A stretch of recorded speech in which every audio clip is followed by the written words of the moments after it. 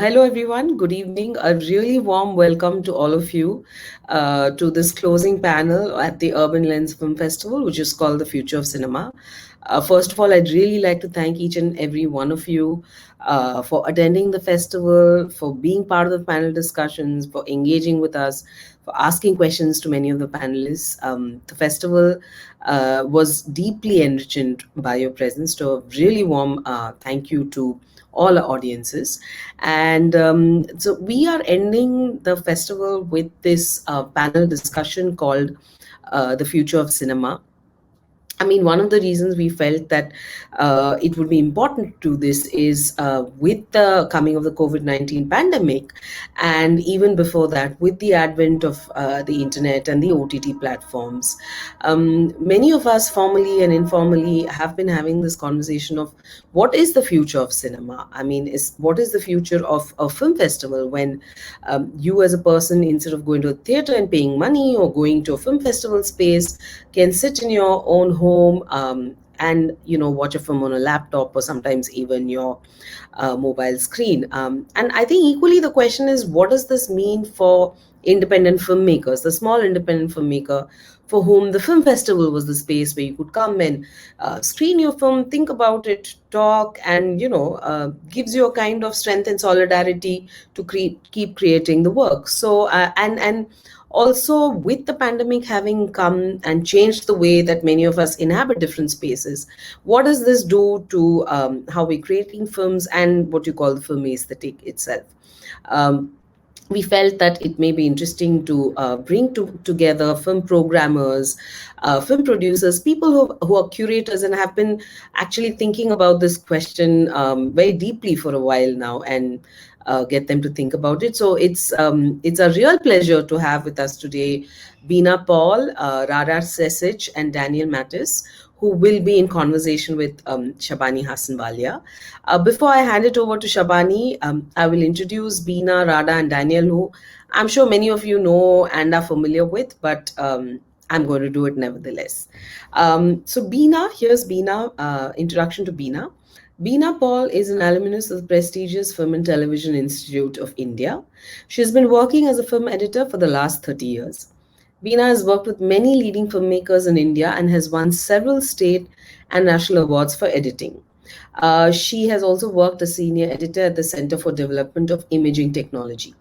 She was the artistic director of the International Film Festival of Kerala for the last 15 years and was instrumental in making it one of the largest and most popular film festivals in India.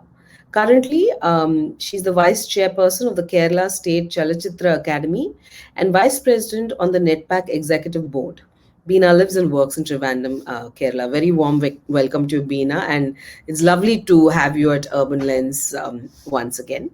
This is Rada Sesic. Rada Sesic was born and in Yugoslavia and lives in the Netherlands. She is a critic, filmmaker, lecturer, and festival programmer. She's also on the selection committee at ITFA and heads the documentary competition at the Sarajevo Film Festival. She was also the South Asian feature film on the selection committee for South Asian feature films for 21 years at the International Film Festival of Rotterdam, IFFR. She heads the Last Stop Trist and co-heads Docu Rough Cut Boutique. She's directed 4 award-winning shorts and documentaries in the Netherlands and several other documentaries in Sarajevo, where she had lived before. Her texts are published in film magazines and books all over the world. Rada also has a connection to India, in fact. She was teaching cinema at the Srishti School of Design in Bangalore in 2008 and 2010. Next, we have Daniel Mattis. Daniel is an American researcher, writer, and producer, and he's originally from San Francisco, USA. But currently, he's based in Phnom Penh in Cambodia, where he's a partner at the independent production company Anti Archives. In 2016, he joined as a co-writer and associate producer for the film White Building, which basically won the Horizonte Award for Best Actor at the 2021 Venice Film Festival. And Daniel was also the producer and managed world sales for Kavich Nyang's 2019 documentary, Last Night I Saw You Smiling, which we have screened at the Urban Lens Film Festival, which was last year. And the films won numerous awards. He's currently producing and developing new projects from directors such as Steve Chen, Pauline Lee, Cyril Mies, and Danette San. Welcome, Daniel, to the Urban Lens Film Festival. They're all going to be in conversation with Shabani Hassanwalia. Shabani Hassanwalia, for many of you who have been watching Urban Lens programming and especially the conversation, she's an old friend of the festival. So lovely to have you again with us this year, Shabani. Shabani Hassanwalia is a writer by background and a filmmaker by profession, creating non-fiction content in various media since 2000.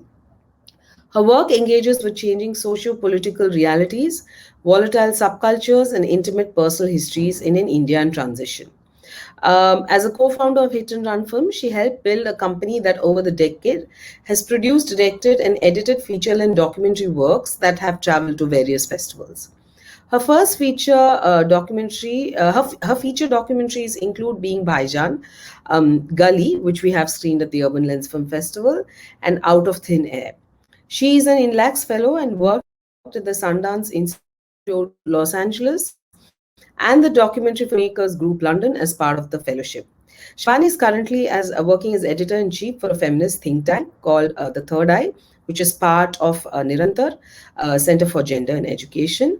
Welcome to all of you this evening, and I hand it over to you now, Shabani. I just wanted to say that I'm really, really happy to be here, and I also wanted to mention that Rada, my first big film festival experience was Rotterdam, when Out of Thin Air had come, and I think it was also the experience that sort of changed many things in my head about documentary filmmaking and cinema and so on and so forth. So, a pleasure to have this conversation. Uh, before Happy to hear I, this, Shabani. sorry. I'm saying I'm very happy to hear this, Shabani. I remember Yeah. this experience. Yes. Yeah. Yeah. So before, I mean, these are conversations that Subhashri and I have been having, and I think a lot of filmmakers are having just now is the future of the kind of films that we make and we like to watch. But before we go to the future, I wanted to actually talk about the past. Uh, One distinct memory, which I think actually shaped a lot of my cinematic practice, maybe, but also definitely instilled a certain love for cinema, was at the Oceans Film Festival in Delhi. I was a film student at Jamia at that time, and it was a retrospective of Wong Kar Wai. I'd never even heard of Wong Kar Wai, and we were there, and they played Happy Together. None of us, we were a lot of us, and none of us in that theater could make sense of that film. But we said, oh, we loved it. We just loved it. And we came out and they announced that we're really sorry, but the reels got mixed up. So what you've seen is actually not the actual film. We mixed up the reels. But till date, even though I've seen Happy Together numerous times after that, I still remember the version I watched at the film festival. Because for me, it was a moment of cinema for me. That kind of a shared feeling of it had human error. There was a kind of a sublime kind of a thing of that we could feel what we wanted to feel, even though the narrative was not actually played the way it was. So I actually wanted to start with you, Bina. I wanted to ask you, as someone who has run India's best and largest film festival for so long. Kerala Film Festival, the International Documentary Film Festival and Short Film, is going to be the first festival that comes back after the pandemic as a physical festival. Why did you think that was important to bring it back as a physical festival?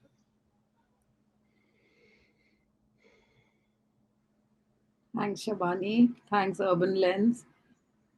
Where do I start? I think I just start with the fact that I'm of a generation that really believes that human interaction and human contact is perhaps the most important element of any experience, not only cinema. I also think in life Uh, uh, there is nothing to replace what is human interaction. And therefore, um, having a festival online was never an interesting option. It's a challenging option, I must say. It's really challenging. It offers many possibilities in terms of reaching out to audiences, in terms of the scope of having people participate, etc. But the joy of watching a film together, discovering it together, having a person physically present, nothing can replace that, I think. And apart from which, there seems to be an element of nostalgia in this, but I put it down much, much more deeply into a human condition. That we need to be together. There is just no question about it. We need to watch, go through experiences together. Um, Secondly, Daniel is here. He could talk about it better. But as a producer, I would say, how do we discover each other's work? How do we discover each other? I can send you an email with the script. Yesterday, I was having a conversation with Jeremy Chow, and he was telling Chua, and he was telling me, the magic is when you meet in a festival, you have a drink together, you've seen somebody's film, you talk about it, you find the things that resonate with each other. This does not happen, as far as I'm concerned. I don't know who it happens with. Of course, last year it was the only way. I mean, we were in a situation where we had to find a solution. So, therefore, this solution, which was amazing. I mean, after all, the internet opened up this whole possibility of continuing in some kind of normalcy. But whether that should be the new normal for me is not an option, I think. That's what I would like to start. But I have some other very interesting incidents which I will recall after this. But this is, for me, yeah, in my old fashioned way, I would say that it is the joy of sharing something together and actually physically having this interaction that makes us, as human beings, intellectual and artistic. Yeah. Thank you, Bina. So I'm sorry, I know this is like what everybody would have sort of No, said at actually, the beginning, no. but and yeah. Actually, everybody may not feel that. And I'm actually curious to know if everybody feels this way. And Rada, I would just like to come to you here. Is that after the year, 18 months that has been, um, even though Cannes happened, big festivals did happen in Europe, what is the future looking like or feeling like for you for smaller independent works, for smaller and independent cinema, especially in Mhm. terms of even the kind of films that are coming to you? And I'm coming from a place by saying that we, in the last 5 years of, let's say, Netflix or OTT platform kind of viewing patterns, is it also changing filmmaking patterns, Narratives, yeah. narratives? Yeah. So there are two different questions here. So I would just start with the first one, continuing on what Bina said. Many people who went to Cannes this year said it was a never better festival because conversations were much longer. People had more time for each other, more patience. There were less parties, less this superficial contacts, but more really content-wise interesting debates. And that's what I find why the festivals and screening in person, when people are in person there, are very important. It's not only that we watch a film and that we are sitting together and being together, but we are also kind of reflecting on the society from the cinema stories, talking about society. And that's what actually on one hand, cinemas, the narratives from films are mirroring society where we live and are very important to start important debates. And these debates are then being really physically initiated in certain cinemas. And the festivals are taking this to platforms, to panels, to open debates, to really address the society. For example, at the moment, there is a festival, Versio, in Hungary. And the right-wing government is totally dismissing every possibility to talk about LGBT community. The constitution of the state even states there that there is no marriage or there is no partnership between the same sex. However, this festival is having program lineup of films that are initiating these debates. So the festivals are kind of showing the temperature of the society and being one step ahead of the society itself, of the politicians, and really echoing what is important in a certain community, in a certain country. And when we talk about this other question, whether this new condition will change the narratives and how the narratives are made, I think yes, it will change, because we have to have in mind for what now we have to kind of distinguish for what medium, screening media, we are going to make our work. Is it digital, small phone screen, or is it big screen somewhere else? So I think it really matters, and it will soon. It started already, and soon it will really change the cinematic language and aesthetic of expression. And that's something that is really happening parallelly with everything else. I just want to add one more thing. When I was one time watching, when we talk about experience watching film in cinema, I was watching film of Bela Tar, Satan's Tango, which lasts 7 hours, and this was very extraordinary experience for me, because I watched in the Netherlands, and I'm coming from former Yugoslavia, a country where people are much more communicative, open, immediately, much more like Asian people, like Indian people. So I mean, in the Netherlands, when people are a little bit more closed, not communicating so easily. So we all sitting in a cinema for 7 hours together, and the film has 3 breaks, and you can see after first break we go out, we just look at each other. There were maybe 30 people all together in cinema.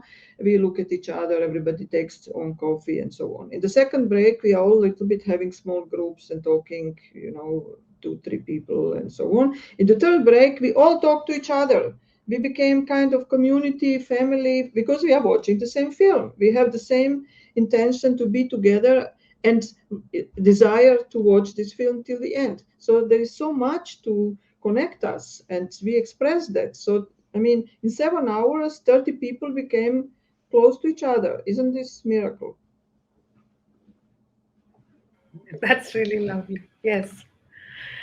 Daniel, you chose to start a film festival, right? In Phnom Penh. Currents? Uh, I didn't start it, but a friend. It started on the more visual art side, and a friend wanted to incorporate cinema, and they asked Yeah. me to take care of the program. Yeah, but it was just a 1 year event. Maybe it will happen again, but who knows? But what was that for you? For that 1 year that you did do a physical festival in Phnom Penh, which did not have an urban film festival. How do you feel that it changed, or did something new for the people who came in and watched the films? Did it do something different for the community that watched? Yeah, the Currents event, which happened in 2019, was a program put on by, I believe it was called the Taiwan Cultural Foundation. They had supported distinct programs in 5 different Asian cities, and Phnom Penh was one of them. And in each city, they worked with local art curators to design a wholly unique event. So in Phnom Penh, the the curators are friends of mine. One is in visual arts, one is in architecture, and they wanted to incorporate cinema as a way to kind of make it more accessible, because otherwise, I mean, the artistic and film community in Phnom Penh is rather small already and rather insular. So the film program in normal commercial movie theater was a way to have younger student types come and have more space for people in a larger like movie hall, rather than in the small couple galleries where things were happening, or the public installations that people might not know about as easily. And I do think that it did add another element, another perspective to talk about the kind of urban issues or the architectural issues, to look at the city in a different way. And one thing that was important as well was that the artistic program of the event was very focused on architecture and urban heritage of Phnom Penh, but the film program was more Southeast Asia wide. I think there might have been a couple of films from beyond Southeast Asia, and it was an opportunity to look beyond Phnom Penh and see some kind of comparative, see ourselves in other situations, both documentary and fiction, and also rethink what architecture is, or what urban heritage is, and kind of break those genre or those confines, and help to move the conversation forward. And it was very special because we had the funds from the Taiwan Cultural Foundation to even bring a good number of the filmmakers to Phnom Penh, from Vietnam, from Thailand, and have them, and from the Philippines, and to have them join together and do all the things we used to be able to do more easily before the pandemic. Have panels, have Q&As after the films, spend time together with the festival group, things like that. Are you planning to try and do it again next year? Um, I believe, if I recall, Currents, it was initially just this one-off event, but everyone really enjoyed it, and having that kind of event happen in Phnom Penh is very rare. To have Southeast Asian filmmakers meet there rather than in Bangkok or Singapore. So we were all very excited and happy, and it was draining, and I don't know how festival programmers do it every year, of course, but the we would like to do it again if we found the right funding for it, and if COVID permitted, or whatever health problems we have permit. But yeah, it would be great. It would be a dream. Daniel, what is your favorite viewing form? Like, how do you like to watch movies? Do you like to watch them alone, or do you like to Hmm. watch them with people, or what? Or is it both, or is it some cinema you like watching alone and some? Just curious as to where do you think viewing patterns are going intuitively? Oh, yeah. Well, just in terms of myself, I would say I actually do like to go to a movie theater alone and just watch movies alone. Sometimes you meet people there, but in terms of just having the total one-on-one experience with the film, rather than considering what a friend or a family member might be thinking next to me. Like, what did I bring them to? Some kind of shame that I brought them to something that they won't like or something. Um, but I'm very happy that cinemas are reopening, seems worldwide.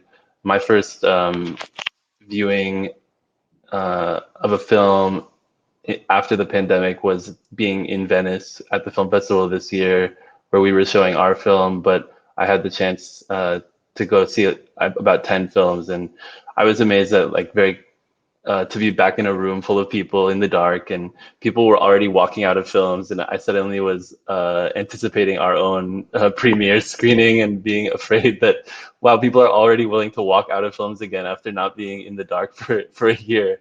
But then but then it was just a joy to be able to have that. It just immediately came back. It was like getting on a bicycle again, and everyone seemed really excited, and you were having conversations. I guess like Rada said about Cannes, people were just more willing to engage in conversation, and sometimes with people you know, sometimes with strangers, just to share this moment together again. Um, and and then being back in San Francisco, where I am at the moment, visiting family, but being back in kind of my local single screen movie theater, where it was never very busy before the pandemic, and it's pretty much the same number of people in the cinema as it was before, because it's always had some financial issues. But But would you, yeah, go on. sorry, but would you go back to a theater as often now that there is so much online?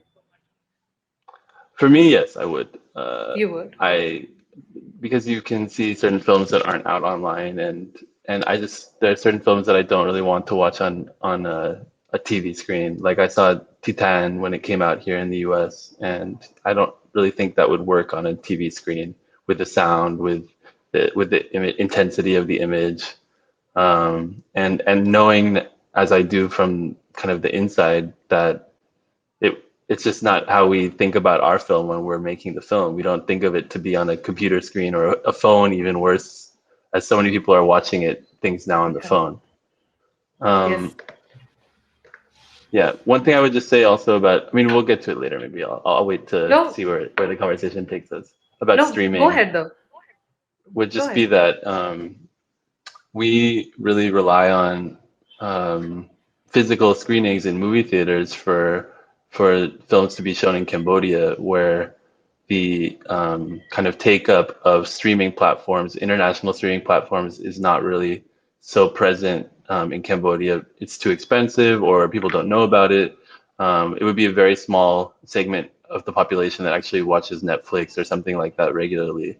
And a lot of the platforms don't even work in Cambodia, like Hulu or HBO or whatever. So we really rely on cinemas, which already have that infrastructure and accessibility out there.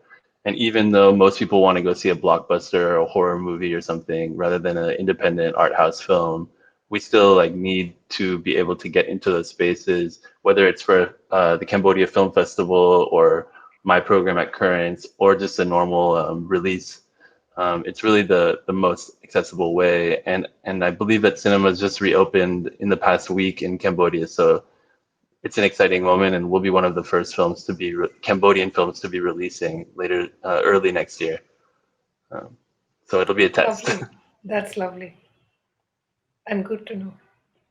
So actually, I'm so glad you mentioned that, Daniel. I was going to actually ask, do you have, what are the speeds of internet? Is it 4G, 5G? Because the OTT viewing would like you to believe that everybody can afford Yeah, I was just going to cinema. say that as well. Yeah, yeah. And in many ways, when we talk about the future of cinema and OTT comes into the conversation, it by nature is only talking about a certain kind of people, and it's their future with cinema.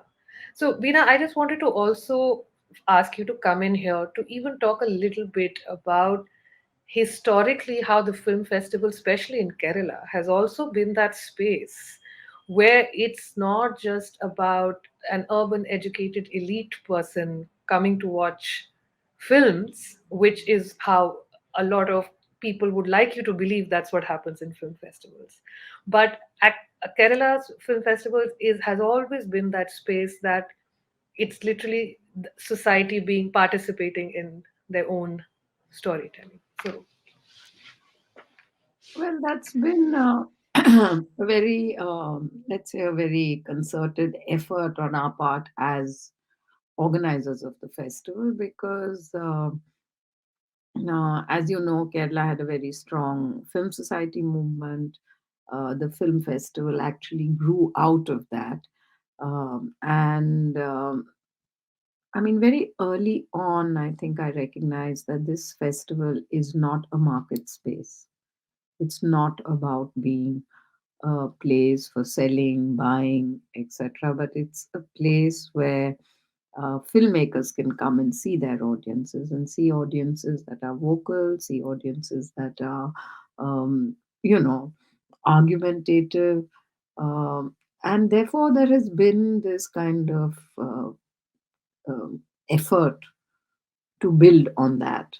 So we have, we have not, we've sort of put in, we've invested, let's say, on good programming. We've invested on bringing filmmakers. Rada has programmed for us forever, and she knows that we're very, very people oriented. We're also very keen to say that, look, if you come to the film festival, of course, this has changed over the last 5 years with increased internet presence. But before that, you will come to the film festival, you will see films that you will not get to see otherwise, especially in India, where there is no parallel sort of distribution networks for anything but the Hollywood and, of course, Bollywood.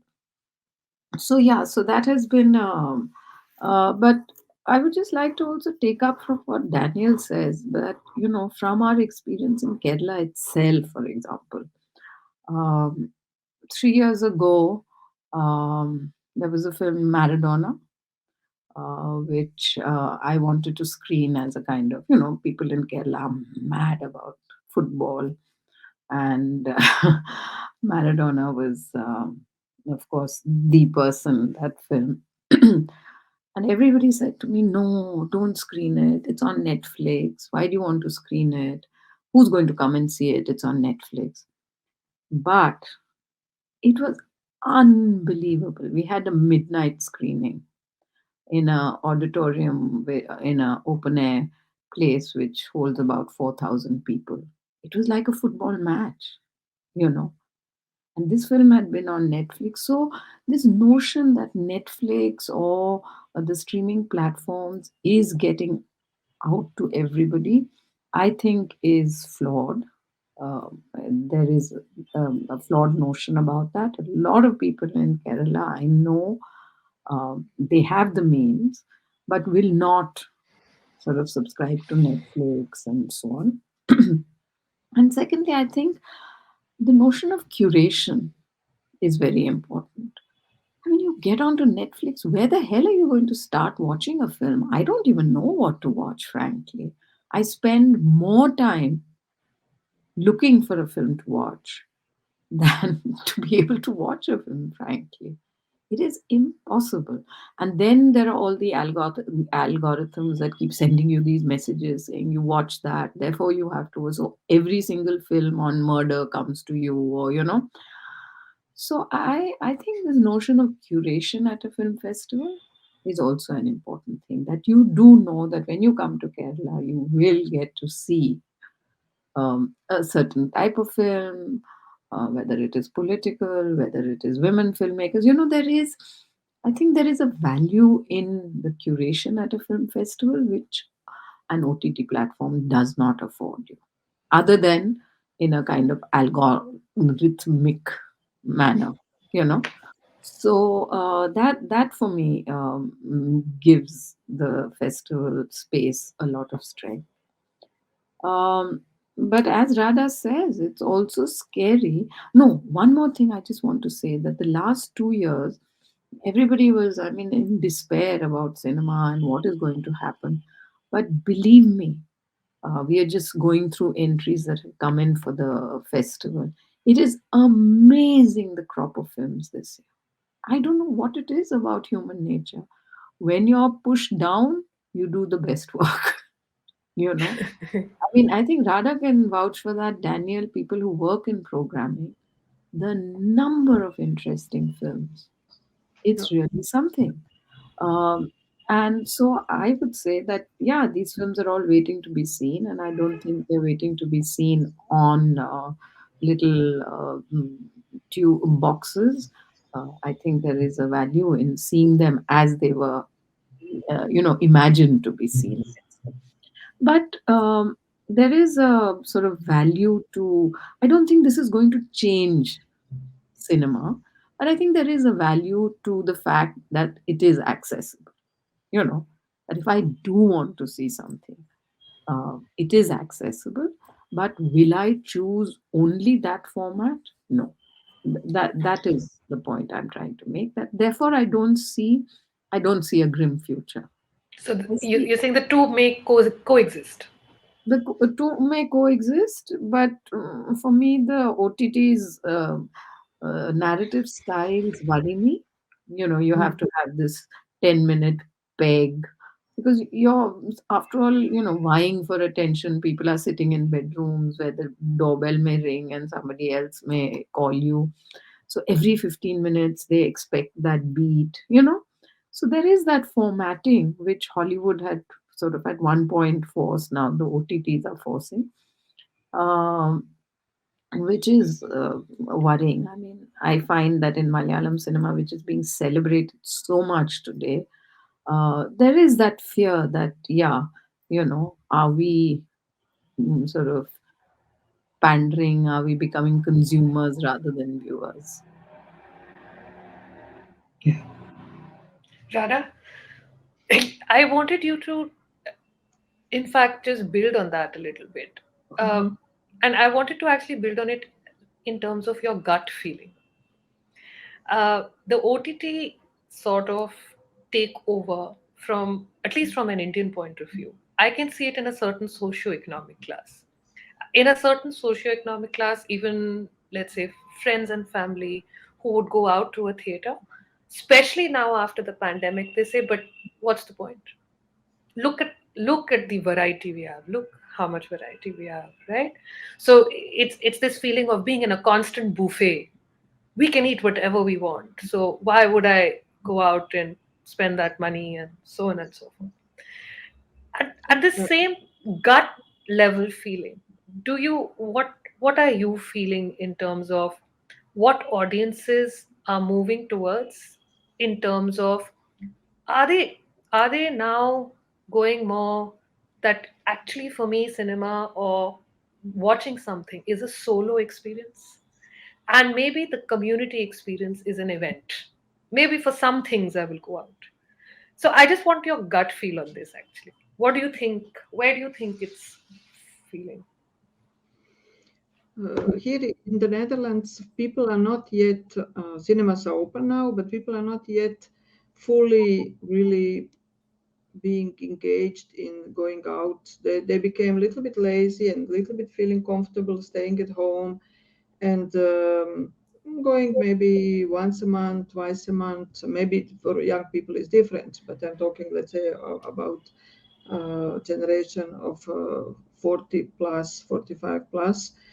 So we had a screening recently of one very interesting film, and we had less audience than expected. And this person from the cinema told me it's like this all the time after the cinemas got open.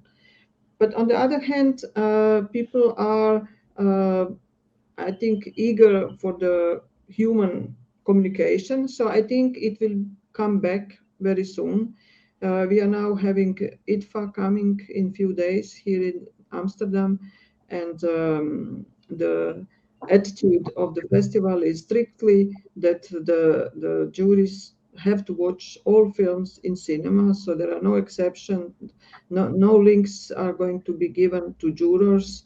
And it was very tense situation just a few days ago because we had a press conference from the government. They wanted to re-examine the new measures, COVID-19, because the numbers of positive tested is very high, and everybody was scared that cinemas will get closed. But however, the attitude of ITFA still stayed, yes, but we will anyway invite just a jury, rent cinema, and have kind of private screenings just for them, so they can watch the film in the way how the film was meant to be watched. Because I think it's not fair that we watch certain film on a small screen where the filmmaker was making such a big effort to, almost paint the light like a painter with a brush. So put so much effort in the sound design and everything, in every single detail in the film. It's not fair to watch on a medium that you cannot see that you cannot appreciate all these small details. And not only that, but that builds the overall impression of the film. So I think after people will get this kind of feeling of eating in big restaurants and in McDonald's and so on. They will come back to this house cooking and special boutique restaurants. Real connoisseurs will know how to appreciate this. So I think, this is also kind of, we all got bombarded by all possible choices that we have during COVID time, sitting at home, all cinematheques opened. You could watch Polish films for free, Spanish films, because cinematheques, also the countries, saw the opportunity to also PR their own culture, their own language, and their own stories. So they opened a lot of the governments also supported a lot of institutions to open up their um, archives for the audience in the whole world. So really, you could see the fantastic films, the real heritage, the real gold everywhere for very cheap or for free. So after sitting and uh, just being forced to sit at home. Now, when you are not forced, people will start thinking twice what they will do. And I think after some time, they will come back to where they feel comfortable. And that is, again, we all agree that the cinema's darkness of the cinema and this, every screening room is a microcosm that is built at that very moment together with other people. You are alone. Daniel said, I go alone. I also like to, I can go with my husband, but I feel communicating, one to one with the film, and then we go out and then we can talk. So this is something special.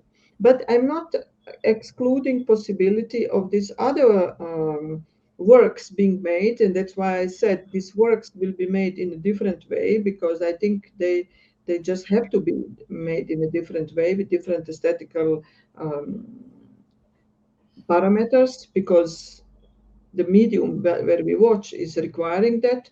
And this is fine, because the necessity also brings a lot of positive things. If out of necessity, a lot of historical changes in the history of cinema happen. For example, when the camera got lighter, cinema verite was started blossoming. I mean, that was different type of cinema. When after Second World War there was no money, and a lot of stories had to be told. Neorealism also blossomed as a style. A new wave was also built in this new technological way, not only light camera, but everything else. So, camera red also brought a lot of different type of cinema. And Sokurov made Russian Ark in one shot, 90 minutes, because of the technology that allowed him to do that. So I think everything that we are experiencing now can result in a positive way, and we shouldn't be scared of that. I think we should just be stubborn for ourselves to engage and to ask and to demand to still have all these possibilities, not to exclude these old possibilities and cinemas and so on. For example, it was one nice thing here in the Netherlands, that when we could watch films online, you could also, by buying the ticket, choose which one of cinemas or how cinemas you want to support with this one ticket. So a certain percentage was going, not of course you are paying this provider where you watch the film, but certain percentage goes to your cinema in any city in the Netherlands that you want to support. Well, So that's very nice. Yeah. It's very yeah. nice. So these initiatives can, save this microcosm that is so important for each of us. Any aesthetic parameter that you see emerging? And this is a question for all three of you, actually. Like we say that the extreme close up came about with the television. Do you think the streaming platform, any aesthetic that I you may just have said noticed? certainly in your The beat. storytelling, the beat. The The beat. beat is really, I mean, in the fifth minute, if you don't have an emotional hook, you're pretty much Mm. screwed. In the 10th minute, if you don't have your next emotional hook, you're pretty much screwed. So, yeah, that is Mm. certainly OTT aesthetic. Influenced. Yeah, Yeah. yeah. Yeah, and the narrative line.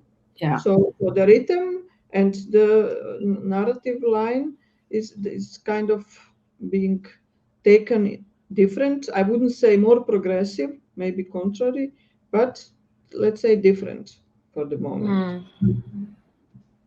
Daniel, you noticed anything that you feel is a aesthetic that Mm, is maybe common to a lot of newer, younger films? Uh, I haven't noticed anything in specific in terms of influence. I see what Bina is talking about with the beats. I definitely see that with the kind of stereotypical Netflix content. Um, but I just think that these streamers have so much variety that it's hard to pinpoint like one thing coming from that influence. I don't see. I'll look out for that now in the future though, because it's an interesting point. I think serials are something new, and that Mm. goes very well with the Yeah, online This watching. 1 hour format, yeah. yeah. And there are serials everywhere now. All festivals now have a pitch for not only one project, but for the serial of works, and even in documentaries. Oh, Documentaries how interesting. is a Yeah, new, documentary it's a series new are, platform. Yeah, and I see. that is not like Animal Planet, and then you have this animal today, and on Tuesday some other. well, you have the crime series going on now, It's the Indian really crime yeah, series. Yeah, it's narrative-based documentaries that are taking from 1 to 6 episodes, and that's something really in last, let's say, 5 years developed very high. Oh, I didn't realize that even classical documentary curation and funds would be looking at documentary series. That's interesting. hmm. Yeah. Yeah, I think everybody is sort of trying to accommodate the new, Mm. you know. Mm. But it's like what happened with television. Does it kill cinema or does it create a new arm to cinema?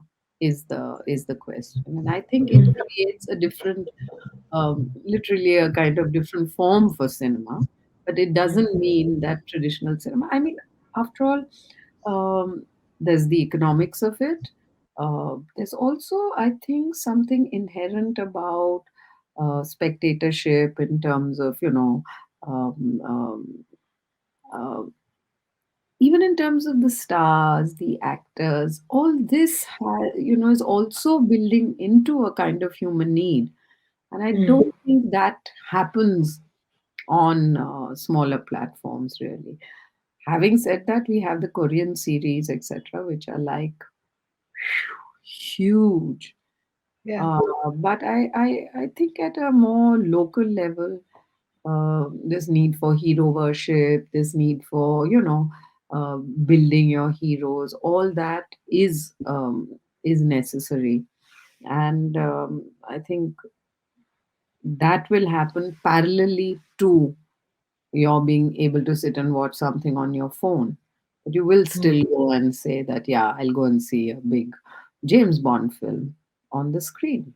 If it's there, I'll go and see it. And I think for the independent filmmaker, it's certainly, I mean, I think the only way is if it is physical. Because on an OTT platform, you don't have the space. You don't have the same kind of space. That's when this whole notion of competition, etc., becomes so intense, that I don't know whether, when I have an option of seeing 4 or 5 things, how do I choose? I mean, if you are preaching to the already converted, it's a different matter. But if you need to build audiences, etc., where are you going to find audiences in this new world? It's very difficult, I would say.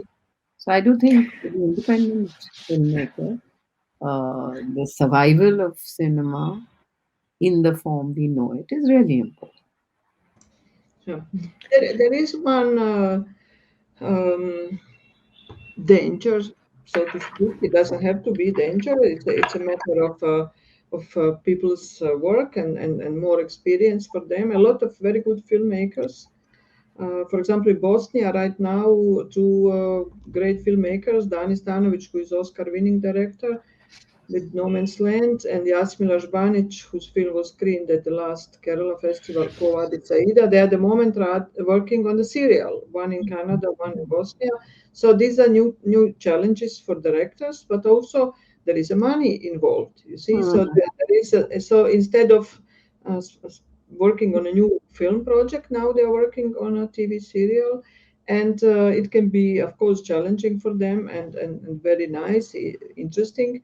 However, they might then not have time, to do something else, because also serials are not really looking for a very.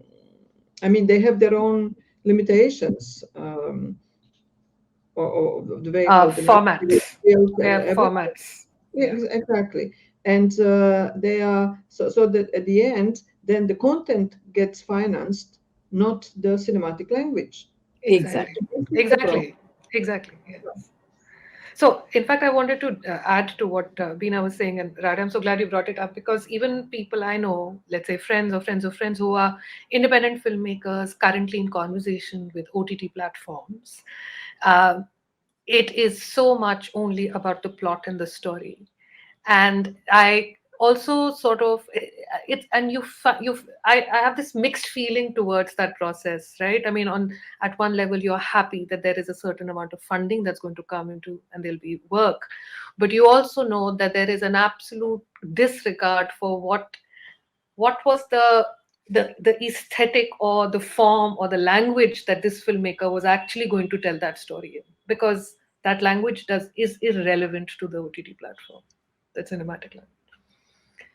I'd also like to bring up another point about physical screenings, whether the festival or just the physical screening, being spaces of resistance, um, which is that, whether you see Cannes from the beginning, or you see Venice, or you see Rotterdam today with the kind of programming it does. I think the importance of or Kerala, when we have fought censorship at whatever level we could, I think the feeling of the fact that people physically come together creates spaces of resistance to mainstream kind of narratives. And there is a great danger that if these spaces don't survive, that resistance or this collective voice of people can, in fact, be very badly affected. So it might be in the interest of many of current dispensations across the world not to have these spaces. But I think it is our business to fight and keep these spaces alive, because it's not only about cinema surviving, it's about collective people speaking together and saying, because if you don't have any opportunity to get together, Absolutely. you don't have any opportunity to raise your voice. Yeah. And I just want to tell you a very interesting thing that's happening in Kerala. There was this huge film that was made and was about to be released just before the pandemic. It was to be released on the 21st of March or something. And then, of course, lockdown, evo. So they stopped the film. It's a very big commercial film, but it even won the national award, which is a different matter. Anyway, that film, they held on for 2 years saying, we're not releasing it, let things get okay, let things get okay. And last week, it news appeared saying that they've sold it on OTT platform, and it's only going to have an OTT release. Huge protest in Kerala. In fact, the government has intervened and negotiated with the producer, and the film is being released on the 2nd Oh of. my God. Yeah, it's really interesting. It's a Oh my Mohanlal God. film. But the minister went and spoke to the producer and said, ye wo, pata nahi what the negotiations were, but has insisted that it is released on the 2nd of December in theatre. So we are also excited to see this new Mohanlal film. So This I is thought an exceptional. It's an exceptional story. it's a really interesting story. Yeah. I would say. Yeah. Especially that the government Yeah, the minister Yeah. himself, the went for Yeah. Minister the of yeah for Culture, has the, spoken to the producer, negotiated, said, "Look, it's not about money, but about people seeing this film and people protesting that they don't want it on OTT, etc." So quite interesting, I thought. Amazing. A lot of hope. usually governments are much against these debates that are Yeah, initiated in yeah, festivals. Like in Croatia, there is a festival called Subversive, and they really have very political stories. And the government is also scared of these stories, what they will exactly. produce. So it's not only about screening films; it's about stories being coming out of Yeah. this community Exactly. encounter. This is an important thing that we must remember, that these spaces are to be protected, because the less and less people can get an reason to get together around intellectual ideas, the more vacuous society becomes. Really. So I actually wanted to arrive at the algorithm at this point.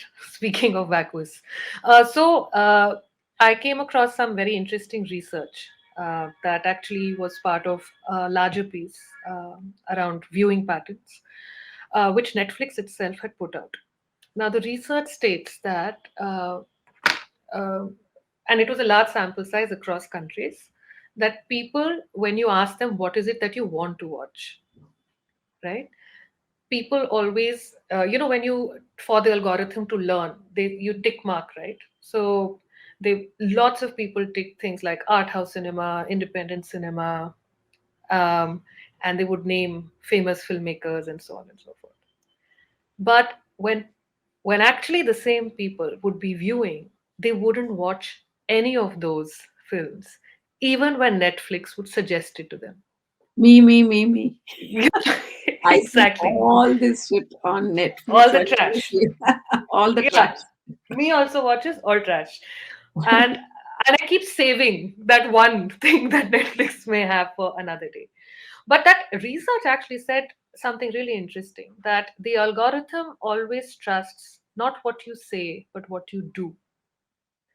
And what you do may not be, what you say is actually may not be a true represent. So you may say, I like a certain kind of cinema and I want to watch, but actually what you really want to watch is one serial killer thing after another. Uh, and this actually, I'm adding to your point on curation. So we have had a history where people have curated cinema for us, and we have been very blessed for it. Today, the algorithm is the curator, and it is saying that I'm only curating according to your actions and deeds. At at a very fundamental level, it sounds like that really terrible political idea, give the people what they want. Like I don't even know, like, if this is safe to say. I'm glad this is pre-recorded, but it's this thing of, if people want it, you give it to them, and this is exactly what they want. uh, I just wanted you all to actually respond on this, as the algorithm, as the new curator, which seemingly doing exactly what we wanted to do. Huh. Daniel, you start. Sure. I do think that there is in since the let me start over.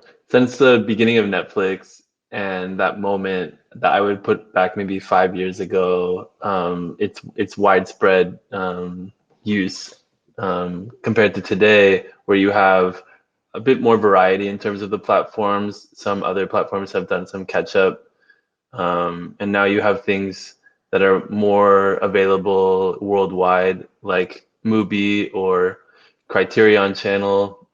You have some more options, and I think that there is some self-selection that goes on, because not everyone has the financial situation to be able to subscribe to 8 different platforms. They might pick one or two.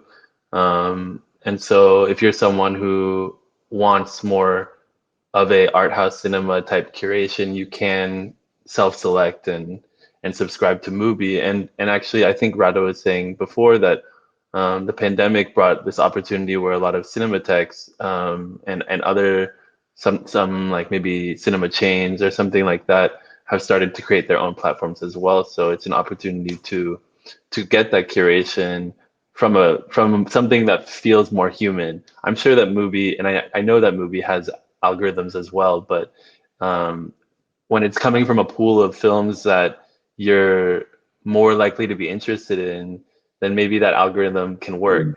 The problem with something like Netflix now is that there's just so much, and they are also, I believe, doing something to push their own Netflix originals before something that they acquired.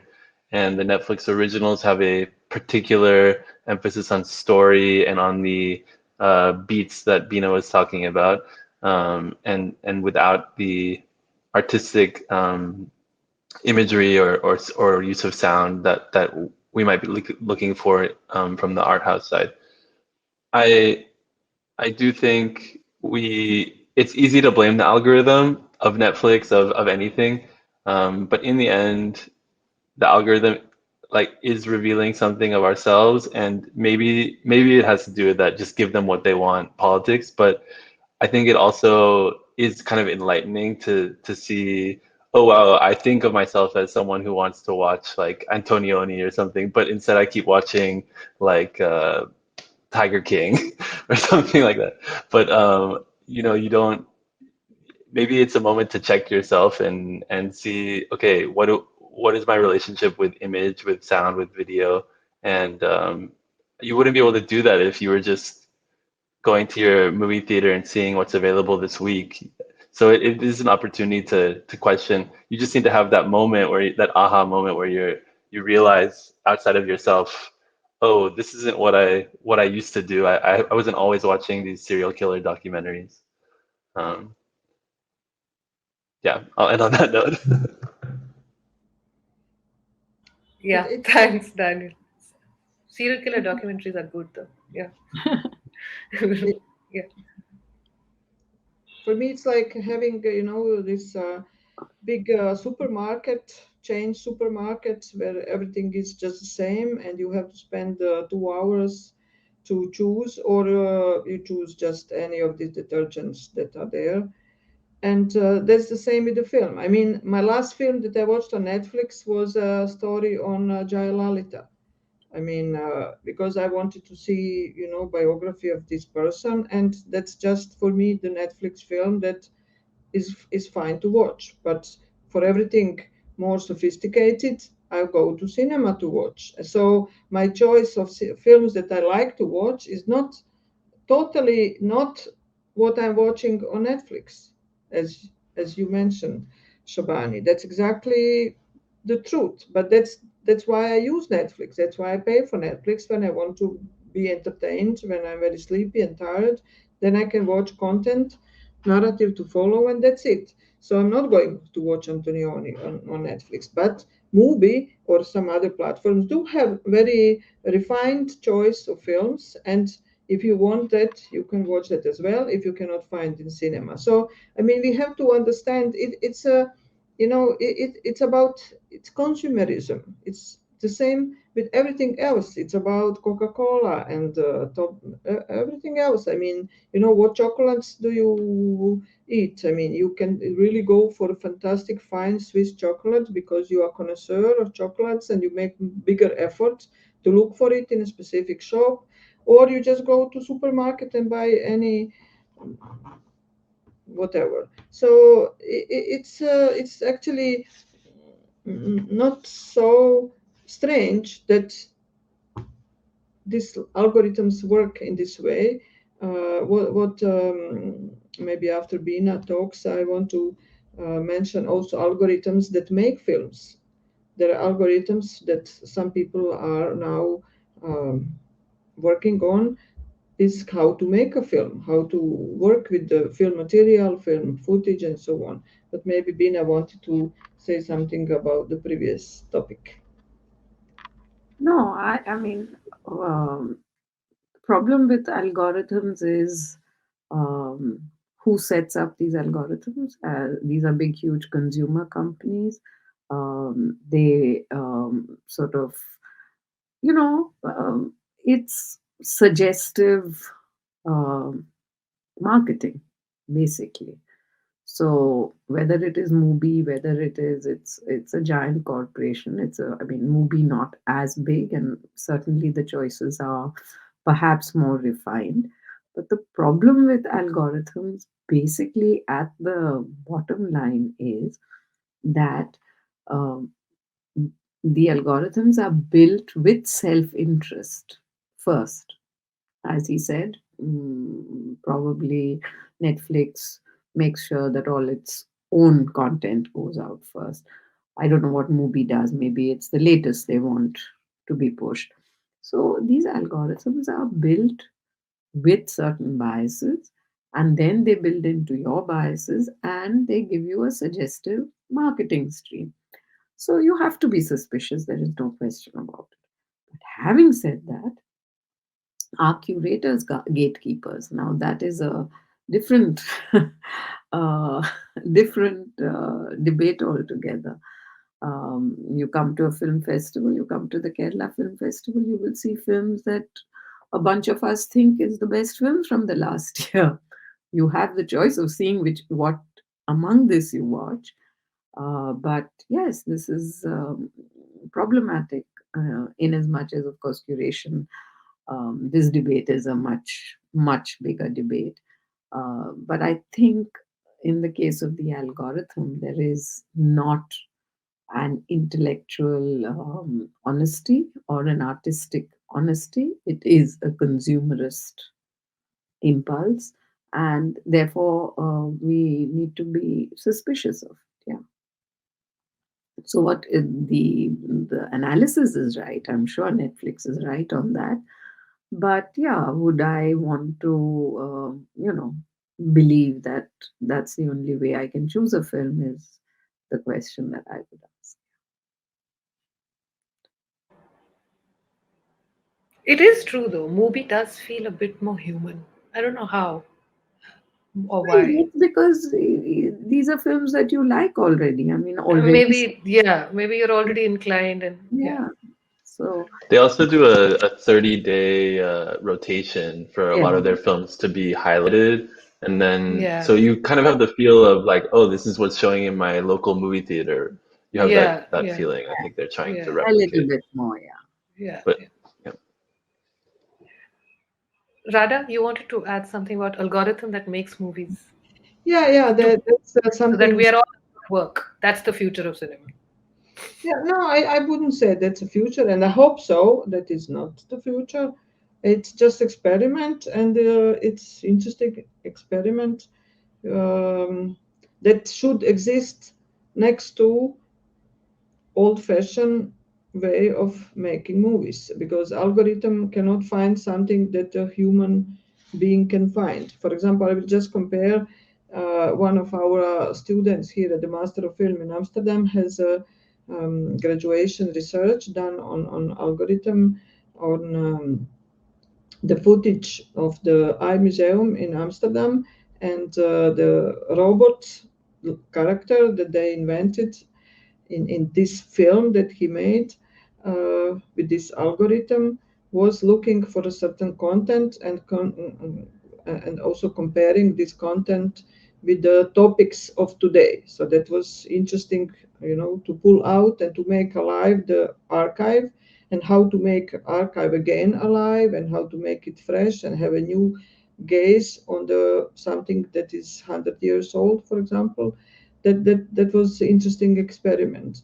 But on the other hand, and the film was screened, and it's interesting to have debate after that also, what people think, what the maker thinks, and how that connects with the reality today. And then you can debate also about topics from the reality. But on the other hand, only human being can find his own or her own topic. Like I have a example of a fantastic Romanian film on artist Ion Bey, who filmmaker found physically on the street in Bucharest. He was a drunkard who was drawing, and then he just liked his drawings and took to the gallery, and this guy became super famous painter today. He compared with Andy Warhol, exposed his works in Switzerland, in New York, everywhere. He's not drinking anymore and so on. But I'm saying this algorithm cannot find some character like this, you see? So, or the same director, Alexander Nanau, who made Film Collective, about this huge catastrophe in the nightclub that happened in Bucharest. And this film then brought such important debate about corruption, not only in Romania, but in whole Eastern Europe and everywhere, but especially in Eastern Europe. So, and then filmmaker gets awarded by the government, by the president, and then he rejects the award. So we have this connection of, film and topic and the filmmaker and his persona. So it's very lovely story how filmmaker is actually very faithful to his work in his everyday life as well, and that's something that no algorithm can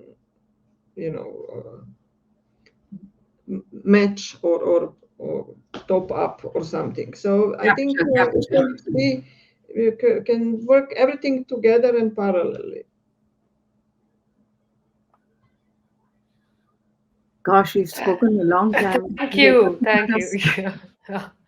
No, so I was just going to now wrap actually. So thank you all. And I think this was a really rich, I think, beginning of a conversation that I think a lot of us are going to be having in formal and informal spaces. I think also practitioners, cinema practitioners, and about how aesthetics are going to be affected, how our viewing of things is going to be affected, how our investment in our own cinematic storytelling is changing. And I think these are all, and I think what's come out today has been a very strong feeling that the future and what we have carried on and what we have built in terms of cinematic tradition can coexist. So, amen to that. Thank you for this wonderfully enriching conversation to each and every one of you. Personally, for me, these are some of the things that I have been thinking about in an individual capacity, but to have all of you sit and think together, I mean, we are in a virtual space, so we're not physically in the same space, but to still have us all think about these questions collectively has been actually extremely enriching. And as you said, Shabani, many of these discussions are just the beginning of a conversation, and we really hope at the Urban Lens Film Festival that we will be able to carry on these discussions to the next few editions of the festival. And thank you so much once again to all our audience, and bye-bye. We hope to see you at the festival next year in 2022. Perhaps a physical edition, which usually takes place in the city of Bangalore in India and some other Indian cities. So good night to all of you, and hope to see you all again soon. Bye.